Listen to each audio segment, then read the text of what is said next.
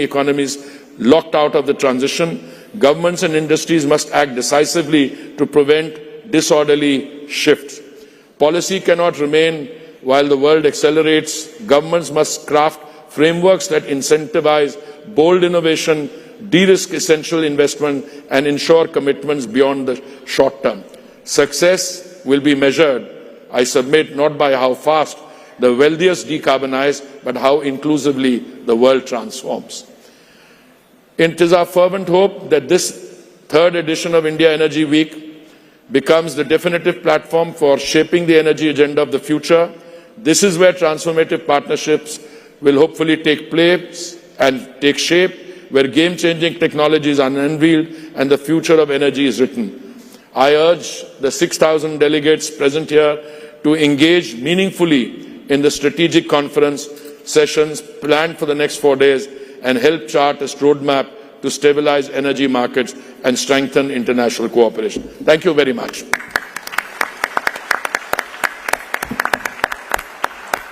Thank you, Honourable Minister, sir, for your address. In fact, it sets the tone and the context of our panel discussion. And ladies and gentlemen, as the Honourable Minister mentioned, that we have the global energy order, especially being impacted by shifting geopolitical scenario, evolving trade dynamics, and then the urgency of environmental sustainability. So we now invite the views and the insights from our energy leaders here on the dais with this panel discussion on the topic of shaping a new world energy order and trade map. And I hand over the stage to our moderator, Shri Jagaraja, the senior correspondent, CNBC.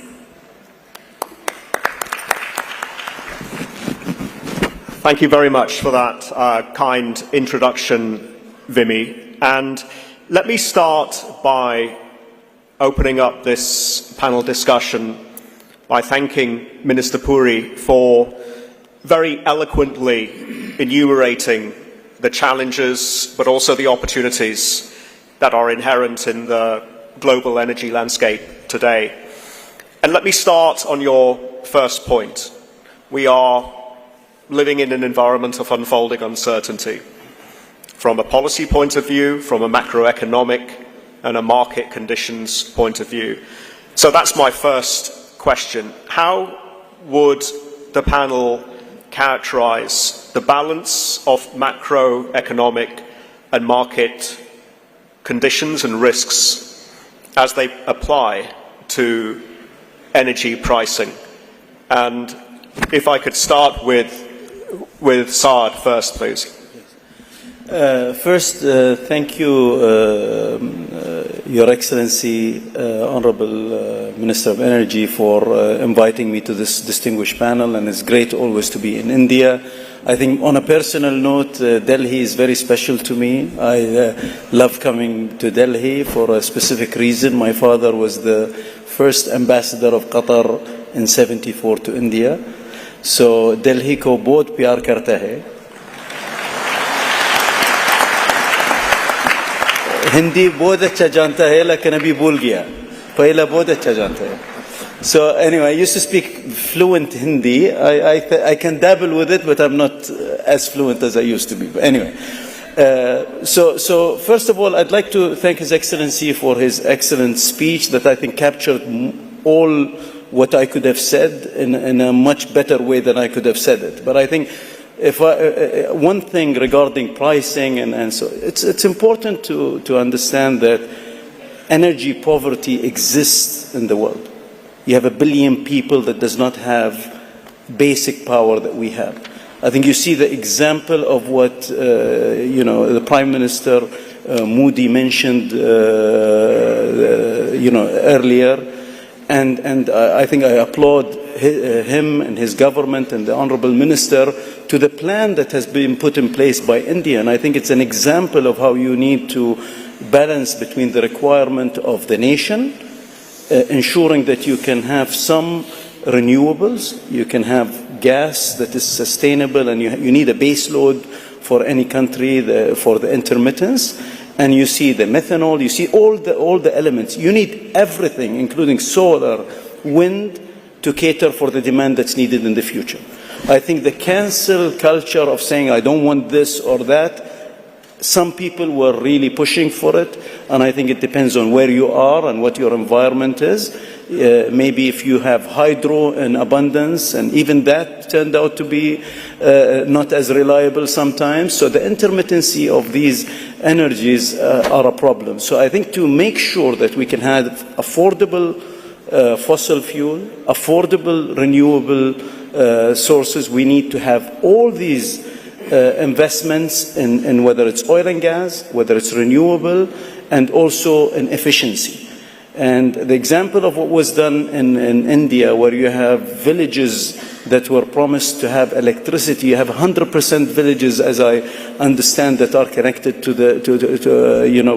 by electricity in India, which is a magnificent, undertaking, and to have that, and also the ambition of going to 500 gigawatts by 2030, okay, and having the mix that you have. So I think India is a very good example of what needs to be done in most countries. Every country has its specifics that it has to cater for, but if we don't invest in LNG, for instance, I'll give you an example. LNG today in Europe has spiked up to $15, $16. If you see what Qatar is doing, we are increasing our production of LNG from 77 to 160 million tons globally, to 142 in Qatar, and we have a project in the US that will take it to 160 that will start end of this year, early next year. So this production is going to start next year and incrementally increase in the next few years. If Qatar did not invest in this and take a decision for more than $100 billion of investment about 6 years ago, when people were saying we shouldn't be doing LNG and we should have, all green and all renewables, imagine what would happen when you don't have that supply coming on the market. Okay, these spikes that you're seeing going to 16 could go to 25 and 30. So I think we are all supporting it. And this is just an example of LNG, for instance. But you look at the crude oil and others. The petrochemical sector, renewable cannot make plastics. It can give you energy. But you need refineries and you need oil products and you need to actually manufacture the carpets that we're walking on, the suits we're wearing. All of it has some form of oil and gas. So I think we need to be reasonable. There is absolutely no doubt the environmental issues that we're faced with need to be catered for. So if you look at what we're doing in Qatar, for instance, the LNG plants that we're building, we have the largest CO2 sequestration site in the MENA region. We're actually injecting 2.5 million tons today. We started in 2015 when nobody even knew CO2 sequestration, or most people didn't talk about it. We're going to go up to about 11 million tons of LNG. All our ships are powered by LNG. We're using the best equipment with the least emission possible. Qatar today, although we're the largest LNG producer, or second largest LNG producer now in the world, 10% of our power, about 10 years ago we had no solar power. In Qatar, 10% of our power is from solar. Mid this year, we're going to inaugurate another 2 plants. We'll have about 15% from solar. By 2030, 30% of the power in Qatar will be from solar. So we're doing our part to also make sure that we are doing our best on the environment. And I think we all collectively need to be fair to make sure that there is ample supply of resources to make it affordable and reliable and available to all countries around the world for their growth and economic growth. And also we need to make sure that we're doing enough on the renewable and on the efficiency side to have a good balance. But cancel culture is wrong, and I think people are discovering that will not cut it.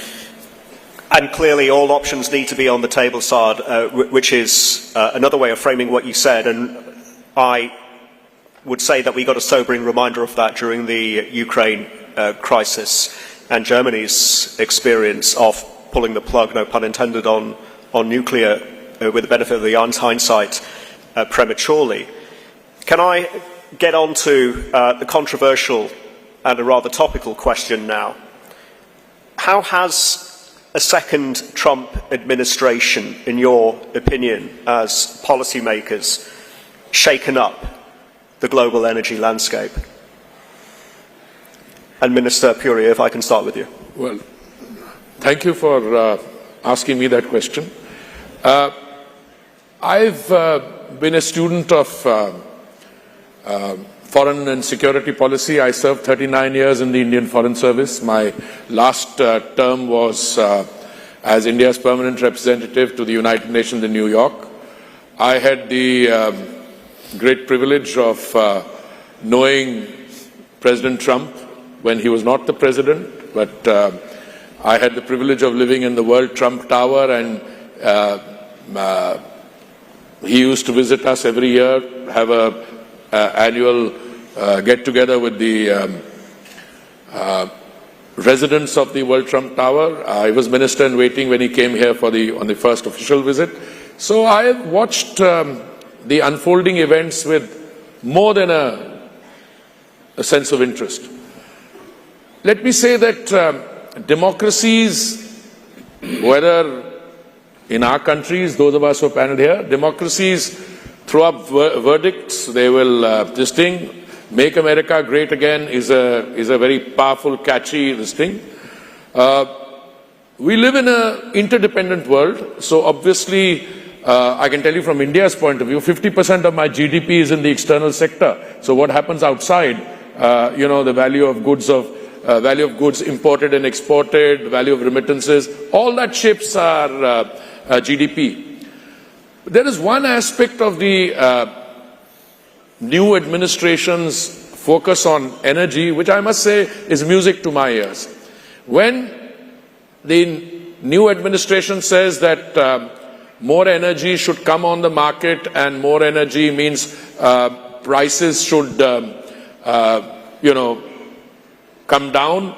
Clearly, for a country like India, which is both consumer and producer, there are some of my oil marketing companies who get upset every time the price comes down because their balance sheets don't show that. But as an Indian and as a line minister, I am very happy with prices coming down. My friend, my first point is there has never been a shortage of energy in the world. I mean, not now. There is more than enough energy available. What we are discussing here is this making available that energy. Now, what concerns me in all this is that, look, and this was part of my prepared notes, that we are still, whilst many countries are doing very well, they will transition, some will pay a higher price. You mentioned one country which, took the February 22 this thing and ended up with consequences. But there's something called energy poverty. There are 1.18 billion people who are energy poor. There are 750 million who are lacking access to electricity and 2 billion without clean cooking solutions. I think we can solve that problem quite easily. That problem should be resolved quickly. Then, the past decade has been the warmest on record, 2024, 1.55 degrees Celsius rise above pre-industrial levels. How do you manage to do this and at the same time make sure that energy is available in abundant supply? Now, where I come from, and this is a deeply held conviction in my case, there is more and more energy coming on the global markets. I mean, it's coming from the Western Hemisphere to begin with. I mean, Brazil produces 3 million barrels a day. They're getting another 140,000 barrels they're going to put on the market. Suriname, Guyana, Canada, United States, by the way, 13 million barrels a day they produce, and I think another 1.6 million will come up. And just on that, Minister, if I can just intervene quickly, Prime Minister Modi ji is going to be meeting President Trump he's in Paris today, and then he will be proceeding to Washington for that. Bilateral energy cooperation centred on an Indian commitment to buy more LNG and maybe a civil nuclear collaboration. Is that on the agenda? No, I was addressing a press conference to prepare for this event to welcome all of you. Yes. And I was asked this question, whether further energy cooperation would be discussed. And I said, I would be surprised if it isn't discussed. I mean, as it is, the fact is we are buying $20 billion of energy from the United States every year. I have a long-term agreement with my friend, my brother here, which has to last till 2028. But I've already signed another long-term agreement, and it's an open secret. I mean, it's not even a secret. It's open. We are in the world for more and more LNG. We are expanding our capacity at the terminals, for liquefaction, gasification, etc.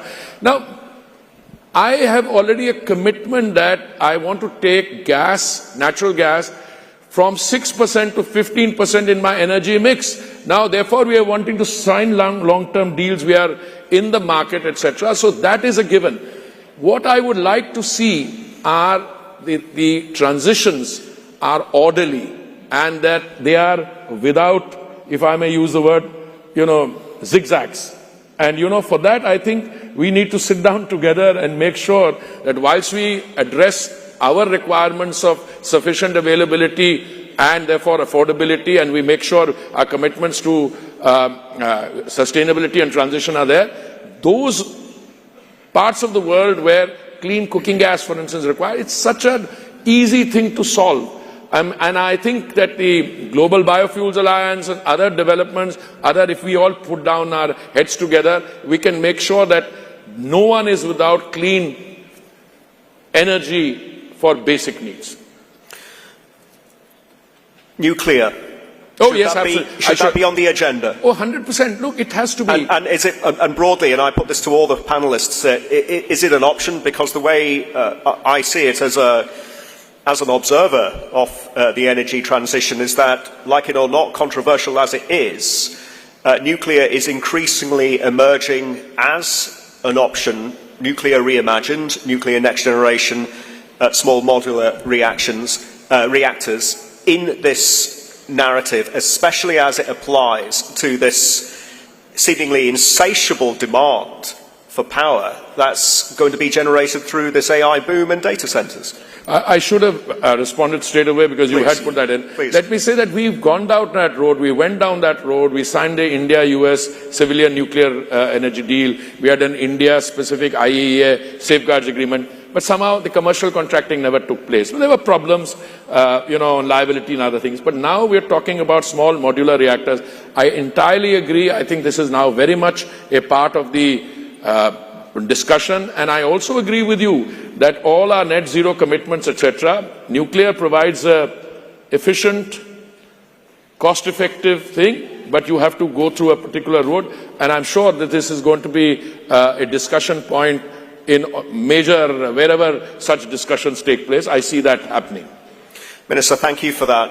I want to bring in Minister Miliband and Dr. Mashaka Biteko, but before I do, did anybody want to respond to that? Diversification is a watchword that has come up time and time again in the conversations. Saad, you alluded to that.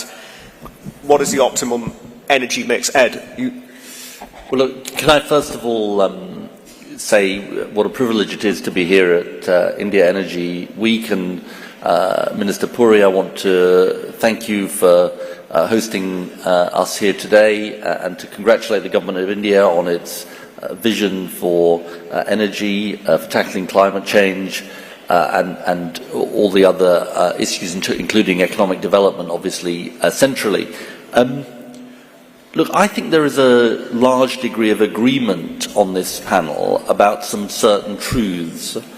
Minister Puri talked about the climate crisis incredibly compellingly, about the way in which it is not just some theoretical future threat, but is a real and present, and it's true across all countries. January was the hottest January on record. Secondly, I think there is a common narrative across all of us that we want to achieve economic growth and development, energy security, and tackling climate change all together. It's not a question of either or. We need all of those things together. And thirdly, then, all of us in our different ways, depending on our national interests and capacities, are going to pursue our own paths as part of this transition. And just to speak briefly about the United Kingdom, look, here is our position, which is the Russian invasion of Ukraine was a massive wake-up call for the world, but also for us in particular, because what we saw was a huge spike in fossil fuel prices, having a massive impact on our consumers, on our businesses and our public finances. And we are a proud producer in the North Sea of oil and gas, but we are also a price taker, not a price maker, on the international markets. And that means that we were hit in a massive way. So the experience of the United Kingdom is that for us, energy security, economic growth and jobs, and tackling the climate crisis all point in the same direction, which is to make this transition to clean energy as fast as we can. And to answer your question, nuclear must be part of the mix, renewables must be part of the mix. Given the scale of demand for electricity our countries are going to face in the coming years, we need all of these technologies as part of this clean energy transition. And as my friend from Qatar rightly says, oil and gas will obviously play a role underpinning this transition. So I actually think that there is a large degree of unity across us on these questions, and I think we're going to shape our own pathways depending on the particular circumstances we have as a country. It seems that there's no disagreement as to how to get there, but the method of how to get there, and the method of enforcement, policy framework, regulation, and the rubber really seems to be hitting the road at the moment. Is it incentives? Is it subsidies? Is it taxes? And Saud, Qatar and European Union are clashing on this very issue, and arguably it's an issue in the UK as well. So how do we square that circle, and what then is the optimum policy framework? Please. I think what was mentioned by all of us is exactly the same. I mean, we all know there is a problem. We all know there is, from an environmental point of view, we all know that we need to have all energy sources. I mean, to me, you talked about nuclear. To me, any country that has the access to the technology, can do it safely and can afford it, and doesn't do it, if their public is agreeable to it, I think they should absolutely do it.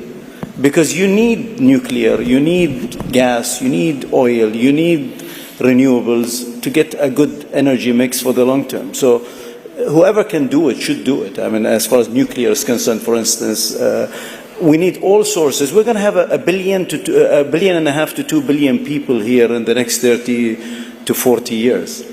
You know, we're going to need the middle class is increasing. We need more power. We need more. I mean, data centers alone. People are talking about huge, power requirements that only 2 years ago were not even on the map of anybody or on the plans for anybody. So I think you need all energy mix. Every country is different. When you talk about Norway having almost 90% hydro, it's different than India, okay, and their situation with the population and the energy mix they can have. Qatar is different than, everybody's different.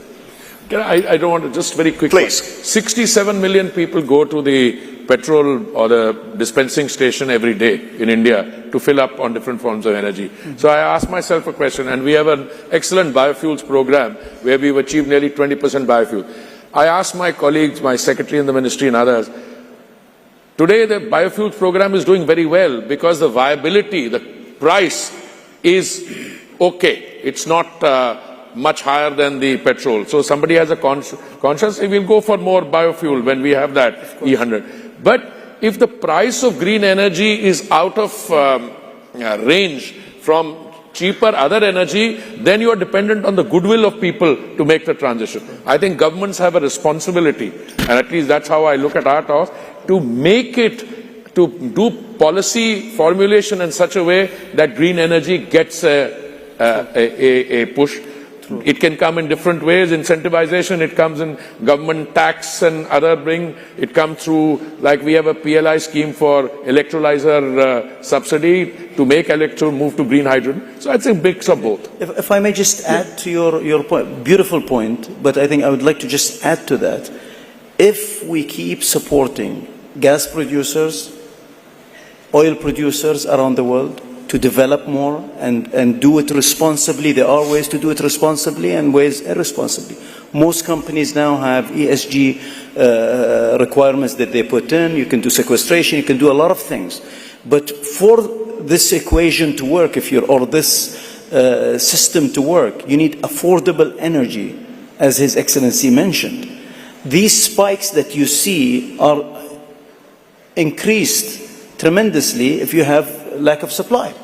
So when people keep harping on oil and gas producers and demonizing them, and you shouldn't be producing more oil and you shouldn't be producing more gas all along the last 10 years, that actually doesn't help in solving the environmental problem and doesn't help in making this equilibrium or some kind of a balance between pricing that you need. So we need affordable, ample supply of oil, gas, and investment in all the other green initiatives. Thank you for that, Saad. And let me just pick up on this point of affordability. Let me bring in Minister Bitoko.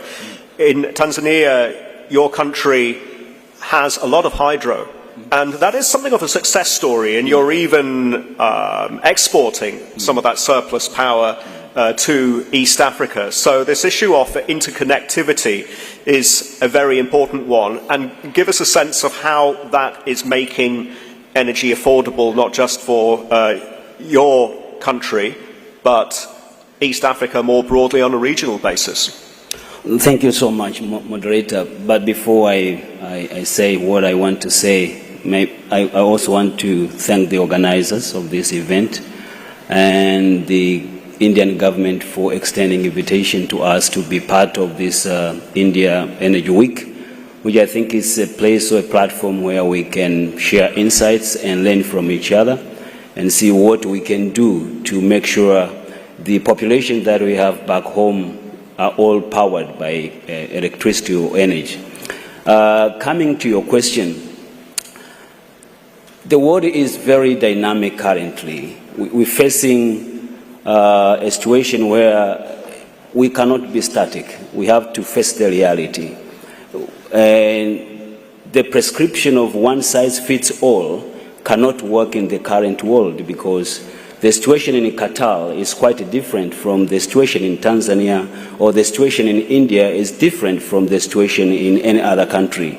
So the bottom line is we just want to make our people have access to energy. And this is very, very important. So which way should one take? It is not one size fits all. It can be different from one country to the other.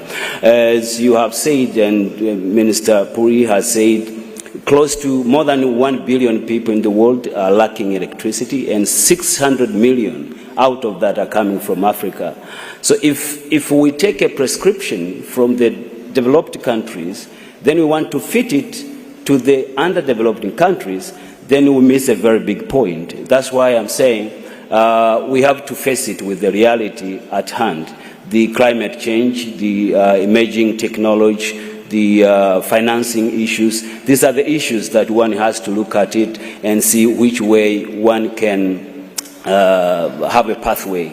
So coming back to your question, in my country, Tanzania, the most dominant energy mix is hydro, where we are at 65%, and a few days ago we had an African head of state summit where we are discussing on how we can power the 300 million people to electricity, which they are lacking currently. We have a target where we want, in the year 2030, we want to push the entire country to 100 renewables, and hydro being one of the major sources of electricity. Now, currently we are relying on hydro, and we have natural gas, we have solar, and we don't use fossil fuel currently because of the price, which is very, very high. So the excess we have, what are we going to do with it? For instance, currently we have access of like 750 megawatt excess. What do we do with this excess electricity? That's why we subscribe to two pools, the Eastern African Power Pool and the SADC Power Pool, where we share whatever excess we have across our neighboring countries. Now, having excess is one issue. The second issue is how do you evacuate the electricity you have to your neighboring country? This is where the capital intensivity is coming in. You need money to put up the transmission line so that you can connect and create an interconnector between you and your neighboring country. Currently, we are putting up an infrastructure where we want to connect ourselves with Zambia, but we have already connected ourselves with our neighbor Kenya, Rwanda, and Burundi, and Uganda, which also is underway. So we are sharing electricity. When one has a problem with electricity supply, one can get from the neighboring country. Now, what do we need to do? And I want to indicate this in this panel. For instance, we have abundance of resource, especially on the coal. We have also the uranium, which also is one of the sources for electricity. But how do you get the finances? Because there is this narrative that this is a no-go zone source of energy. So no one is interested to finance this, and this has now become a problem. The issue here is how do we manage emission? Whenever we do any activity, the emission management should be a key question to every one of us. And this is what we really say, bringing electricity to 300 million people in the next 5 years in Africa. It really requires a lot of investment, which we think, for instance, in Tanzania, we need close to $12 billion within 5 years to make sure the energy access which we have currently goes to 100%. So the interconnectors are very important, and we are busy working for that. And at least in our pools, the Eastern Africa Power Pools and the SADC Power Pools, as I have said, they are all in agreement that we have to create a space for us to make sure interconnectors are available. And what we pray to the international community... Can I just ask you... let me finish one. Please, I'm finishing this one. What we pray to the international community, we really need just energy transition. And we need carbon space, because Africa actually is, the emission volume that is coming from Africa is very small. But the way it is treated is like we are pro rata, we are equal, then we have to be treated equally, which I think it can't be fair, and the just energy transition cannot appear. Thank you so much. Getting back to the point of all options need to be on the table, are there red lines though here? And you mentioned, Minister, that your country is struggling to find financing to develop and invest in coal projects.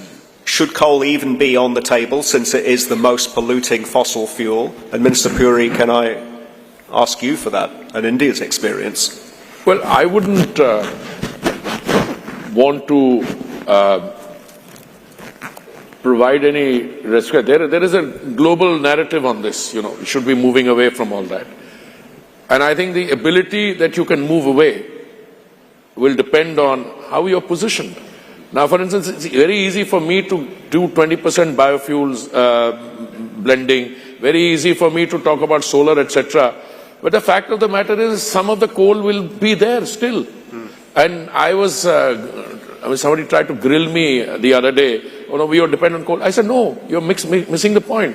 My electricity power, 17% is only 17%.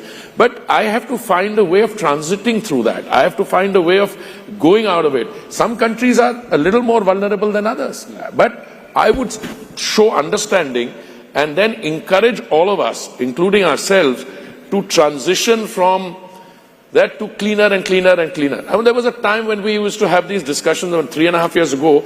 I used to be told that gas is not entirely a clean this thing.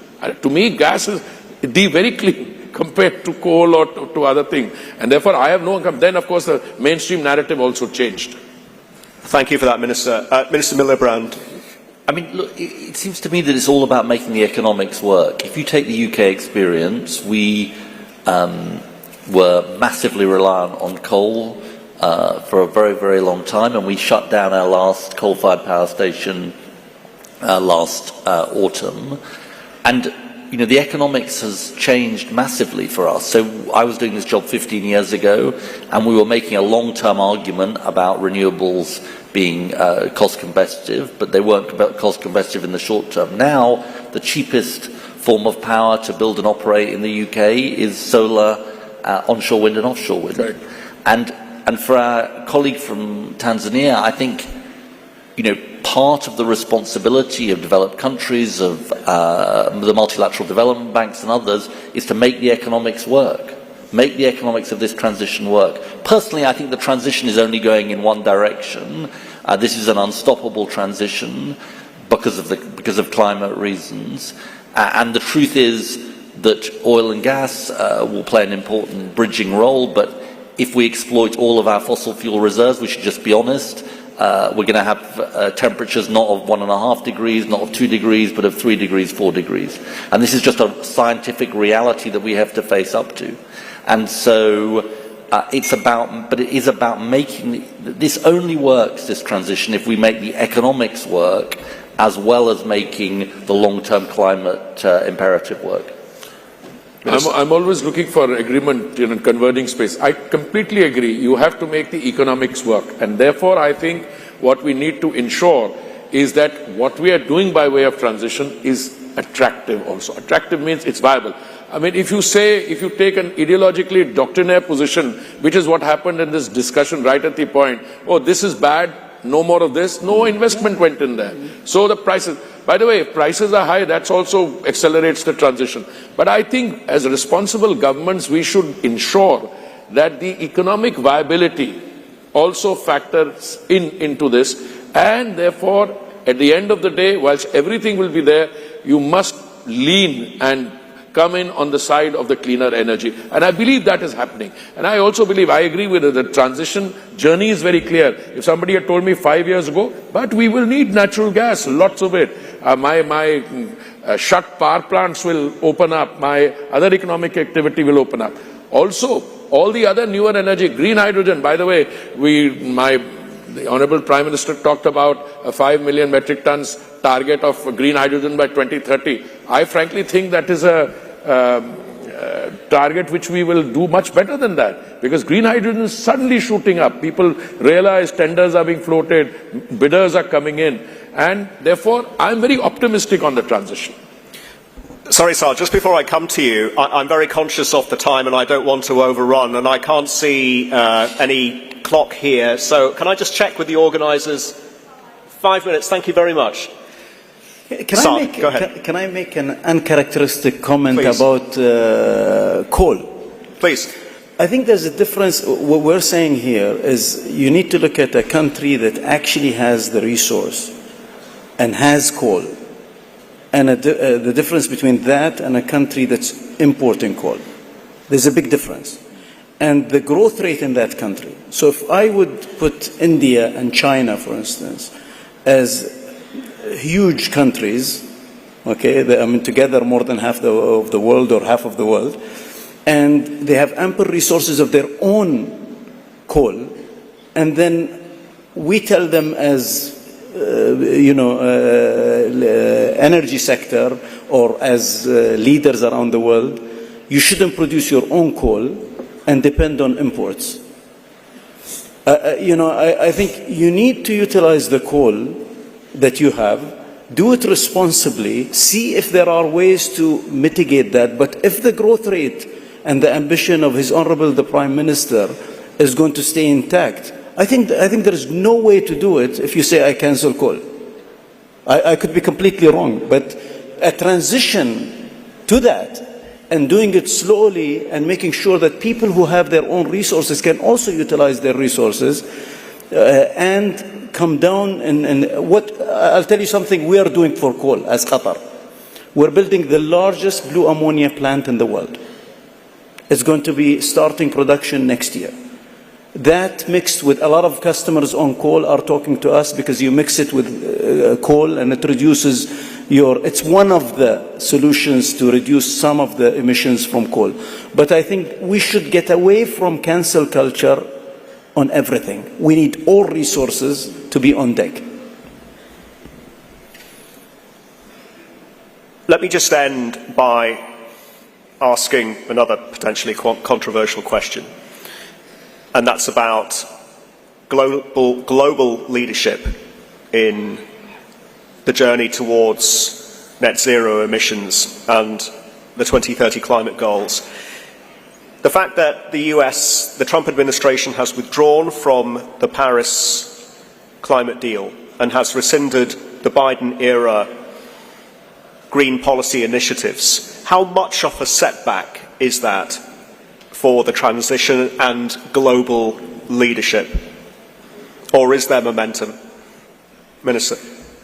I mean, look, I think it's really important to say that we as the UK want as many countries in the Paris Agreement as possible. But I was very struck at COP29 after President-elect Trump, as he then was, had been elected, that there was such a will to keep going with this transition. I think this is an unstoppable transition. I think there are sort of two truths that we need to hold. One, this transition is unstoppable. Two, if we carry on going at the same rate, we're going to be, all of us, in deep, deep trouble as countries as we face the effects of climate change, because we're in a, broadly speaking, 1.5 degree world, probably a bit less than that, and it has already got very frightening prospects. So individual countries will make their own decisions, but I think the economics is driving us towards this transition. And in addition, I think the climate imperative is driving us towards this ambition. I'll just make this one other point to you, which is, in the UK, we see this as a huge economic opportunity. You know, we see the prospects around jobs in renewables, jobs in carbon capture and storage, jobs in hydrogen, as a massive growth and jobs opportunity. So, to those countries that want to seize this opportunity, good, that's what we want to do. To those countries that decide not to seize that opportunity, that's their own decision, and they will have to make their own decisions. Minister Puri. Well, I agree almost entirely with what Secretary Miliband said. I can tell you our own example. As we are accelerating biofuels, we're already nearly at 20%. We're thinking of what more to do. It's a lot of money saved on imports. That money goes to our agricultural community. But overall, we are still spending $150 billion on imports of traditional energy. Please correct me, Now, if I see the price of green hydrogen coming down, it's probably about $3.5–4 for a kilo now. But if I see it coming down, I am not a betting man, but I am very sure there will be such public pressure. The transition is going to take place, irrespective of what we or anybody else says. Transition, the journey is that. If we bring the price of green hydrogen down, I believe there will be such a shift to green hydrogen, because we've already demonstrated that the cost of solar energy is brought down from 25 cents to 3 cents. All you need is an electrolyzer. And I believe work is going on a frantic pace. So my response for our moderator, transitions will take place. The pace of that transition will be determined by steps that individual countries will take or we will take collectively. And I'm very sure that it's heading in that direction. I do think that we need multilateral and plurilateral engagements and discussion, and I'm sure we'll be able to navigate this. Thank you, Mr. Puri. Mr. Biteko. Yeah, thank you. I again want to reiterate that transitioning is inevitable. We have to move. But how do we move? It's very, very important.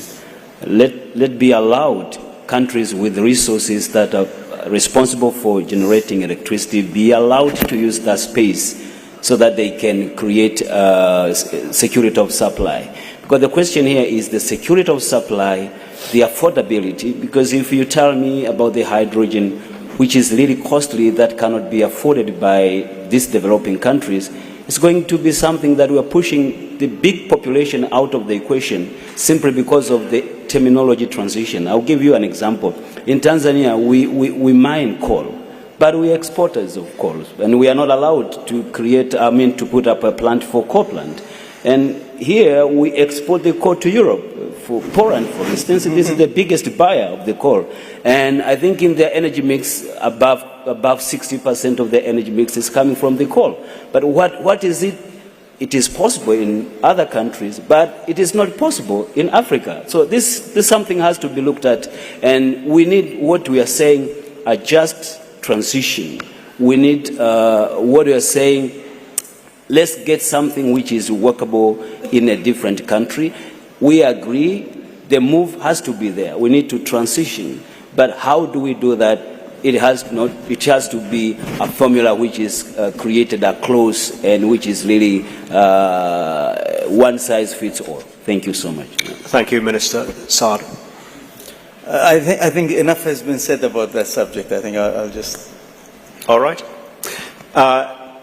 Minister Miliband, do you have any final thoughts on the transition? The consensus here is that it is unstoppable, but what is important is to find the right policy framework to manage and guide that transition. I think it's been a great session, and I think, my final point, and I think it very much reflects what Minister Puri said, is that there are just huge opportunities to work together across countries, bilaterally, plurilaterally, multilaterally. These challenges that we are facing, and I thought our colleague from Tanzania put it very well when he talked about cooperation across borders in relation to grids and other energy cooperation. These challenges are such that no one country on their own can tackle them. The only way we can tackle them is with partnership, and I think that's very much the spirit of India Energy Week and indeed this conference. So I'm delighted to have been here today.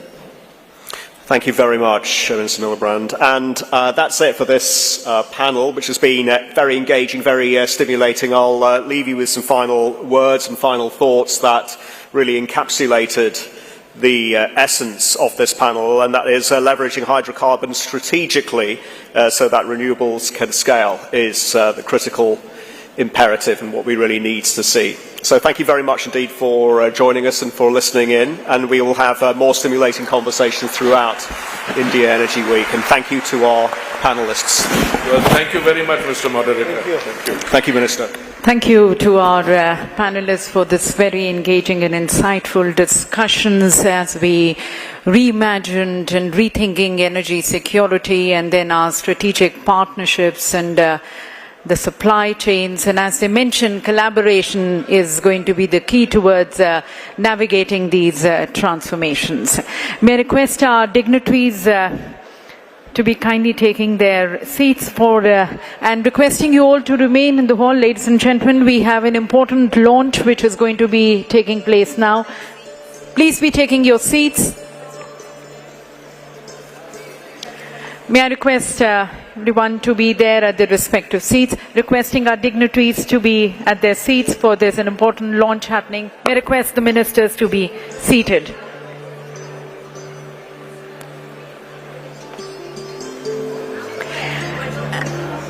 Ladies and gentlemen, there's an important launch which we are going